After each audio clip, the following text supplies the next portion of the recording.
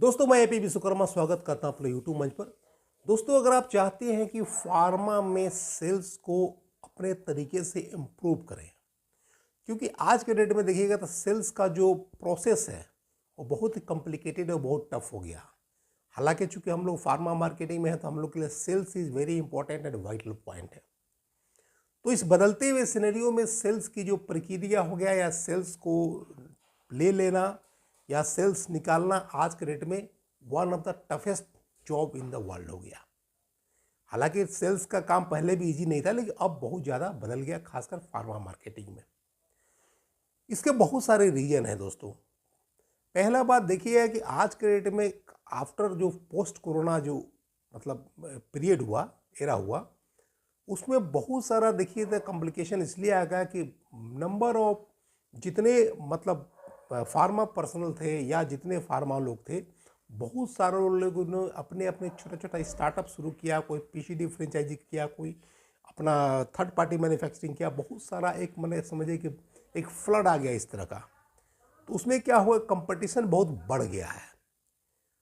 तो जहाँ पे आपको देखिए कि पहले लोग एक सिस्टमेटिक एंड इथिकल कंपनी है, बहुत सारे लोग लाइफ लॉन्ग काम करते थे, बहुत लंबे समय तक काम करते थे। यहाँ पर देखिए कि बहुत लोगों ने खासकर मैंने 5 सालों के अंदर में बहुत स्टार्टअप्स बूम किया है और बहुत स्टार्टअप्स का एक फ्लड आ गया, बाढ़ सा आ गया है। तो ये कंपटीशन बढ़ा है। तो यहाँ पर एक एक स्ट्रिप, एक एक टैबलेट के लिए बहुत ही मारामारी है, ये बात आप जान लीजिए।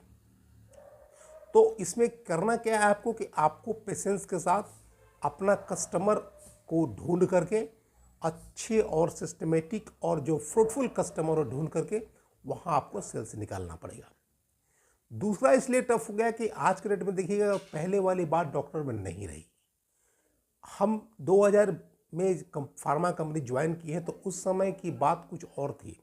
अगर आप कोई भी जो भी टॉप डॉक्टर हैं, जो भी लीडिंग पर्सनालिटी है, जो भी मार्केट को एक ट्रेंड सेटर डॉक्टर्स होते हैं जो टॉप क्लास के, वहाँ अगर आप मिलते, अगर आप रेगुलर होते, प्रोडक्ट में दम होता, आपके कम्युनिकेशन अच्छा होता, तो डॉक्टर्स को ये फ़र्क नहीं पड़ता कि कंपनी क्या दे रही है क्या ले रही है, इससे कोई मतलब नहीं। वो आपको दिल खोल के लिखते थे दोस्तों। तो उसमें क्या होता, सेल्स बहुत ज़्यादा होता था और मार्केट में बहुत प्रिस्क्रिप्शन घूमते रहता था। तो हर जगह से एक डिमांड क्रिएट होता था और सेल्स हो जाता था। अब स्थिति बदल गई है। अब हर डॉक्टर को पीछे जब तक आप कोई सेटिंग गेटिंग नहीं कीजिएगा, मोस्ट ऑफ द केसेस में आपको सेल्स निकालना आज के डेट में बहुत टफ है, बहुत मुश्किल है, एक असंभव सा है। और आप फार्मा मार्केटिंग में, किसी भी मार्केटिंग में क्या होता है, अगर आपके पास सपोज कीजिए 100 डॉक्टर्स हैं, आप 100 से सेटिंग गेटिंग नहीं कर सकते हैं, ये भी संभव नहीं है।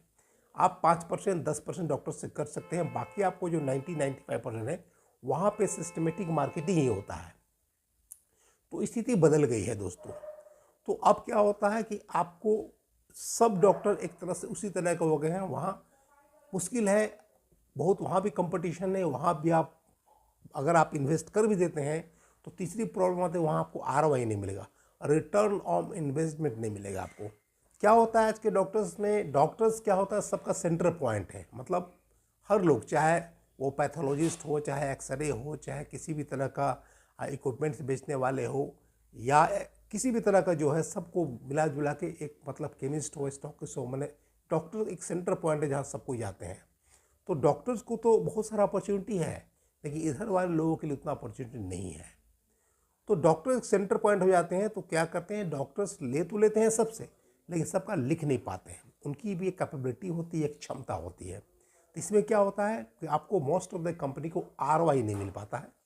आरओआई नहीं मिल पाने का मतलब होता है कि उस जिस कंपनी में काम कर रहा है उसमें उसकी नौकरी पर भी थ्रेट आ जाता है, खतरा आ जाता है, कभी कभी नौकरी से निकाल भी दिया जाता है। तो चौथी प्रॉब्लम।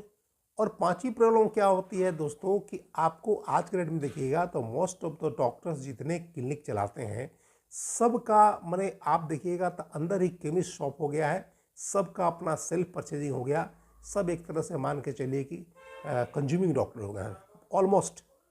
तो अब क्या होता है कि मार्केट में प्रिस्क्रिप्शन निकलता ही नहीं है, तो वहाँ पे कोई ब्रांड बिल्ड नहीं हो पाता है, हर पुर्जा अंदर ही अंदर रह जाता है।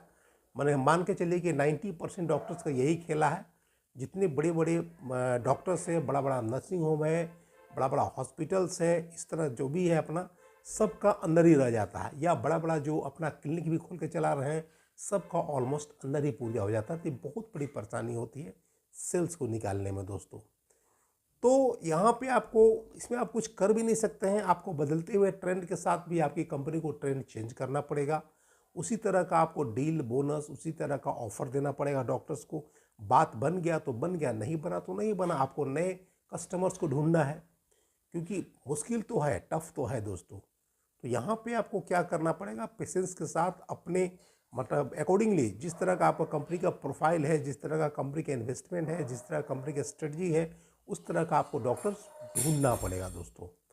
और कोई डॉक्टर अगर आपका मान लिया जहाँ पे आपको आरओआई नहीं मिलता है, या जहाँ पे आपको बहुत मतलब कॉल करने के बाद भी रिजल्ट नहीं मिलता है, तो बहुत ज़्यादा वहाँ वेट एंड वॉच भी नहीं करना, क्योंकि हो सकता है कि डॉक्टर्स के पास सब कंपनी से बंधा हो।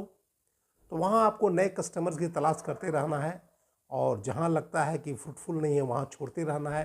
तो हर मार्केट में कस्टमर्स की कमी नहीं है, बहुत डॉक्टर्स की संख्या ज़्यादा होती है, बहुत सारे डॉक्टर्स पास आउट होते हैं जो मतलब क्लिनिक खोलते हैं।